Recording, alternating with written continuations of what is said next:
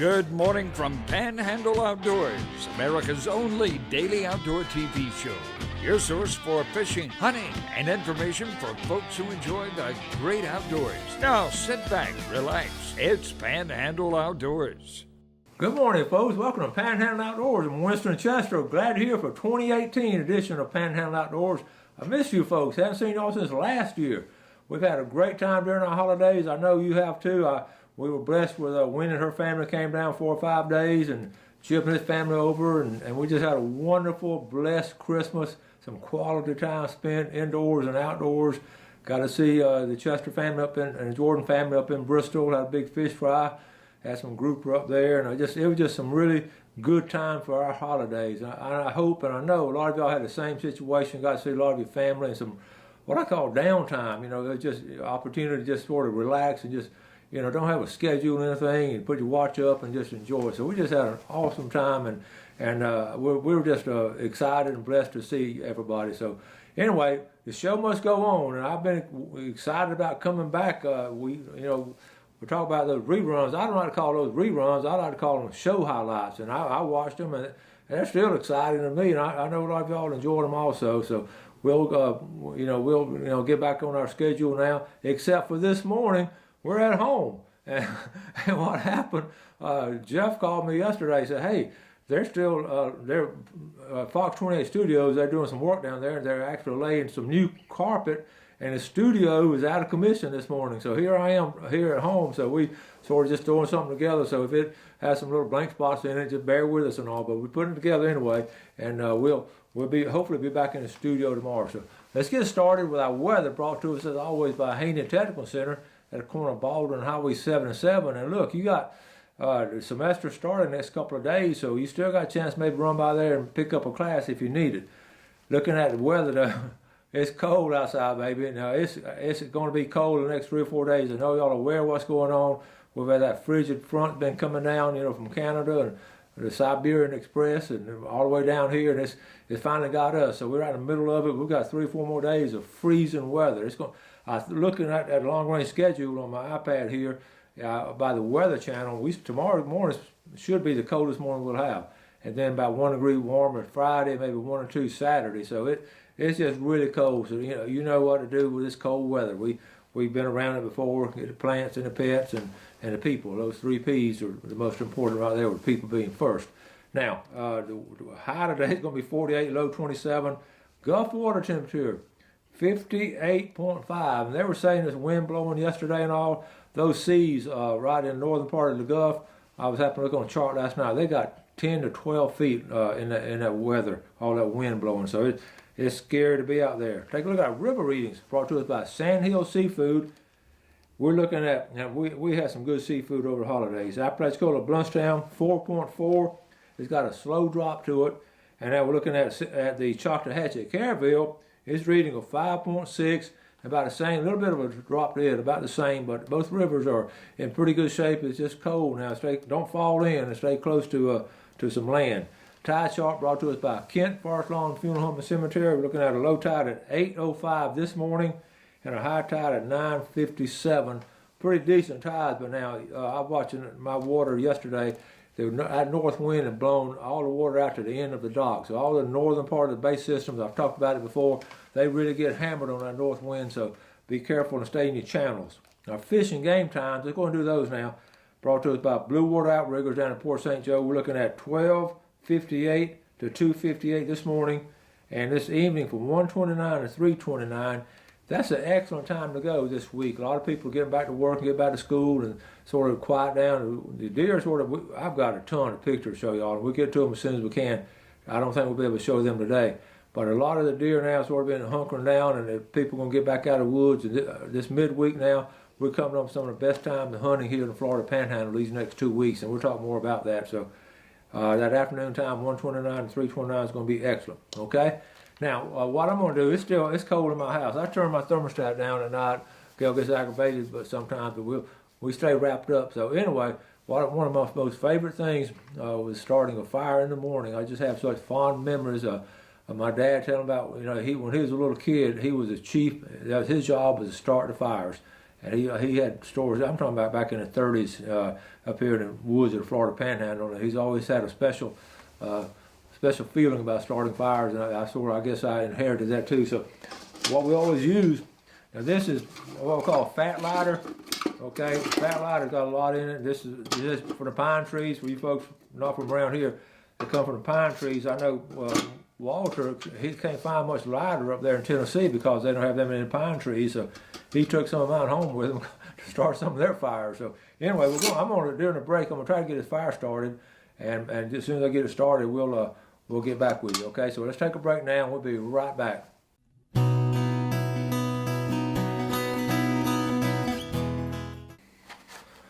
Okay, welcome back. Now here's another first for Panhandle Outdoors. We're going to have to start a fire on this cold morning. I know some of y'all are still in bed. Now the challenge we always had, my brother and I always had to try to do it with one match. It's always a challenge, so I still do it myself. Try to get a fire started with one match. So here it is. You're going to see me doing it without any props or anything. So what I try to do is get one splinter, and I don't want to get it on the carpet. I try to get one splinter going. And see, that catches up pretty fast. Now, I'll get that one going, and what I got to do, I got a little pile here. I just piled up some of these splinters and try to get them going. So it takes a little bit of time. You want to try to do it in the right area. I'll get that one set, then I try to get another one started for the back side. You want to use some really fresh lighter.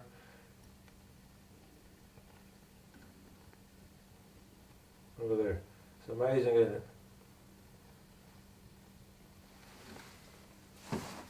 Get that one going. I'm going to get it going back here somewhere.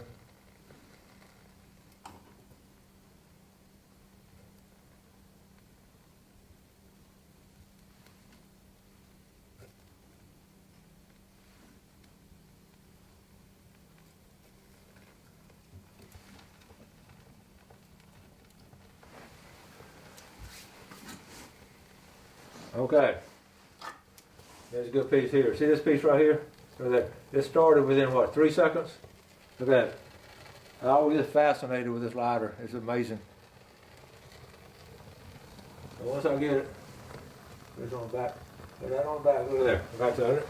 Now what I do, I try to get some small logs, some real small ones to start on with.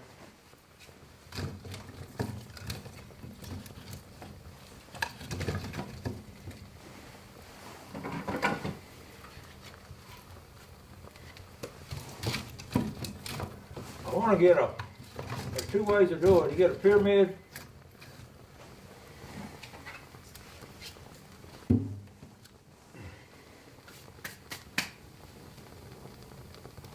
All right, we're getting started. Okay, what we're going to do, we're going to go ahead and take a break, and I'm going to work on it, and it'll be warm. When we come back from break now, you're going to be real warm, so we'll be right back.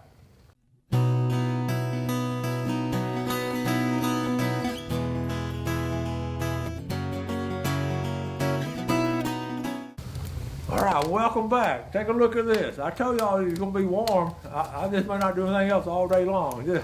I love a fire, especially in the morning. I know a lot of y'all do too.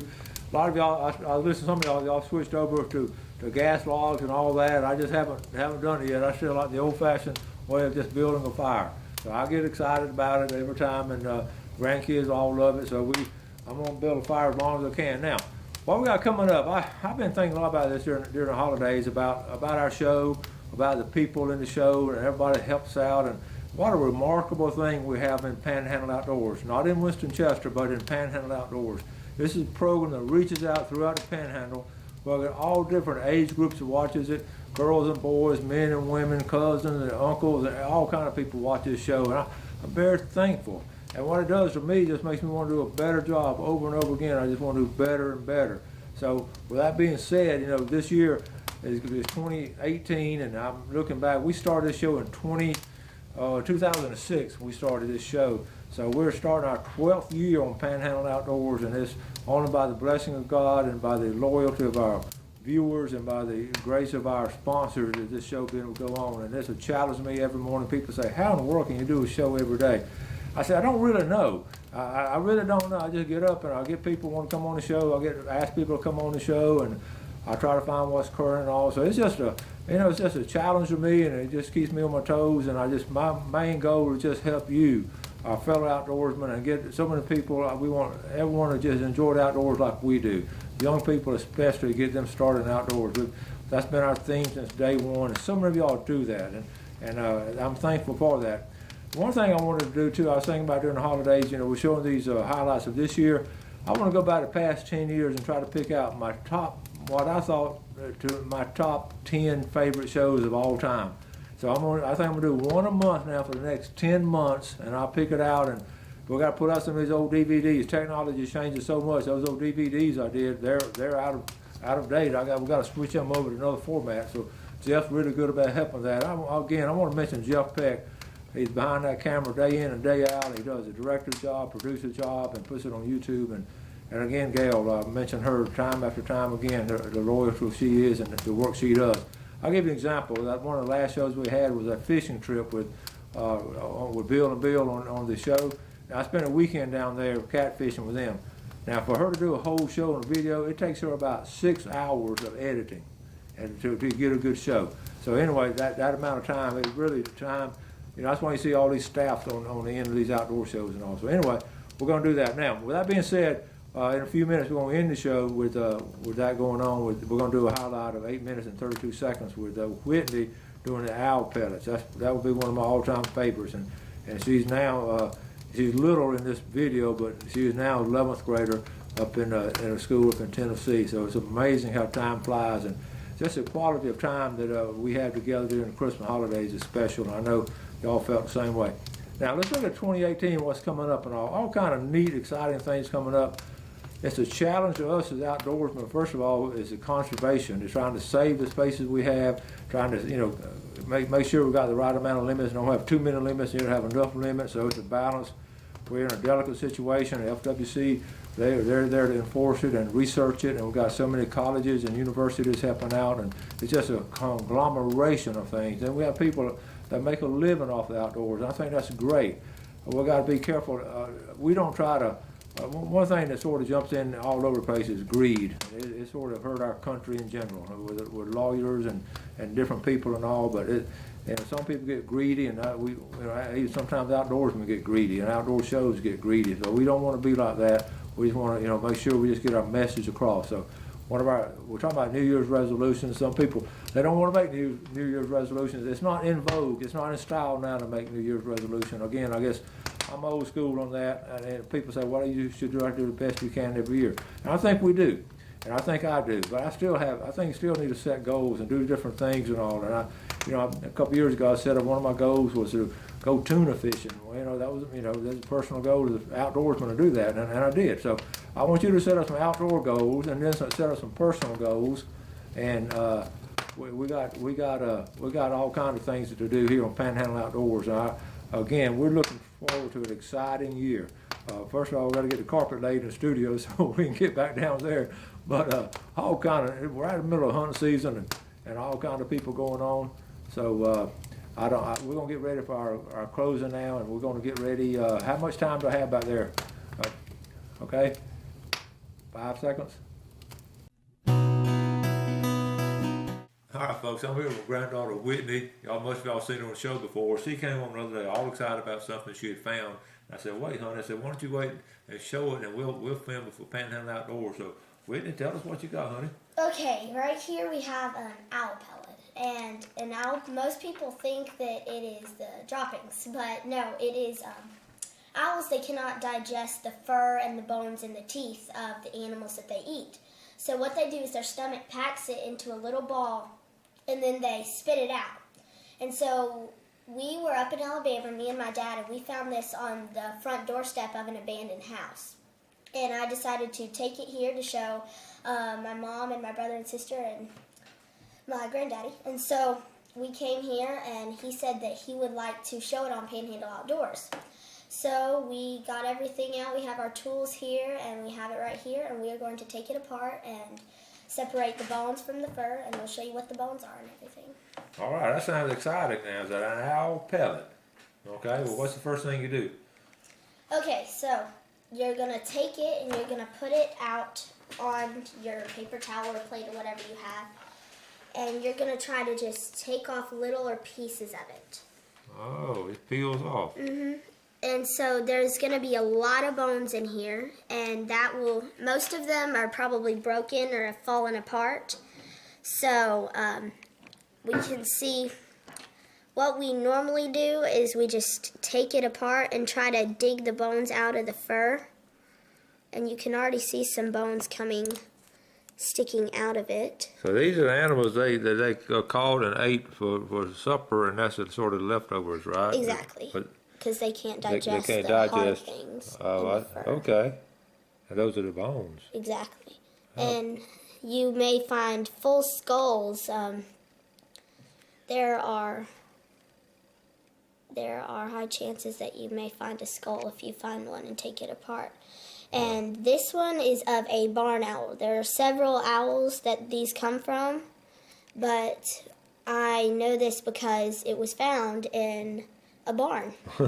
This is up there close to Troy, where y'all's lease is, right? Exactly. We were, a friend of ours was showing us some property, and we were walking around their property, and we found an owl pellet. Okay, so we don't need the fur because there's no really use in that. Okay. And you're probably thinking it's gross that I'm touching it with my fingers, but I think that actually in their stomach there's some type of sanitizing liquid that is in there, and that is why the bones are pretty white. Well, that was a skinny bone right there, wasn't it? Yes, that may be part of the rib cage. Okay. Because the really thin ones, I believe it is a small field mouse or something like that, because the place that we found it, the old barn, was right in the middle of a large field. Yeah, I bet that's what it was. Yeah, because there are a couple of other animals. Oh my goodness. That is probably... And there are teeth. Their teeth are their roots, they literally, if you would go through it and you saw an x-ray of it, it looks like it would be touching their noses. That's how far it goes back. So that's either a rib bone or a small tooth. Oh, okay. We have all of this right here. So you just slowly... Oh, here it is. What? The skull. Are you serious? There's a the skull in there? Yes. No way. If you can get... There's another bone. It's already falling apart. But you can see, here's the top, and then you can see the little eye sockets. Yeah. And look at their little yellow teeth right there. Oh my goodness. It's amazing that it stayed so...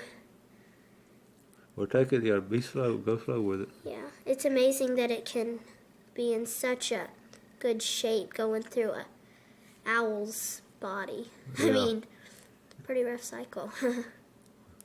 And yeah, you can see, to turn it back around, you can see, okay. Sure. See there's the part of its eye socket. Or the eye socket? Okay, show us the whole thing if you can before it falls apart. There's the top, and the brain was probably right in the middle of that. Yeah. And then here's its nose right here. Okay, is that his teeth right there? Right. Okay. You can see where they were yellow from it eating. Well, yeah, he didn't have a lot of room for a brain, did he? No, it's pretty small. But that's pretty amazing. I mean, for it to stay in such a... That's cool. Normally, if you do this, you just find like the... Little fragments of it. Right, you only see, there's the teeth. Like you can see its back teeth right there. How about that? That's amazing. An owl pellet, and that's what comes out. That is pretty cool. We can Wow. lay this out. Whoops. You could reconstruct the whole skeleton a little bit. If you just found A little the bit of bones, time, yeah. there's still a little bit of fur left on it. That's cool. Yeah, I see what you're talking about though, on the teeth and all. And it's hard to get all of the fur off because it's so sticky the way it is. Yeah, I see. Yeah, look at that. That's cool. And there's the Okay. little teeth. So now there's just more bones. Just a bunch of more There's- bones in there, huh? And look at this, there's another jaw. And it's not just one body. I mean, sometimes it can swallow a couple of mice and then spit it out in one bowl with a couple of mice in it. Oh. So it's not just one in there mostly. There's just a couple more bones, and I mean, you could find hundreds of bones in here if you want. If you spent like a couple hours going through this, you could find just hundreds of teeny ones. This is just all part of the outdoors, isn't it? This, you know, and how this is how the owl eats, and Yep. this is This is, the result of it. That's fascinating. and it's so hard to get all these little bones, like how tiny. Okay. Little Well, ones that's fascinating. How'd you, you know, I like to claim credit for teaching you a lot of stuff, but I didn't get to teach. How'd you learn about this, baby? Well, in class, my teacher, she even had to order some. Oh. She didn't find any, so she ordered some, and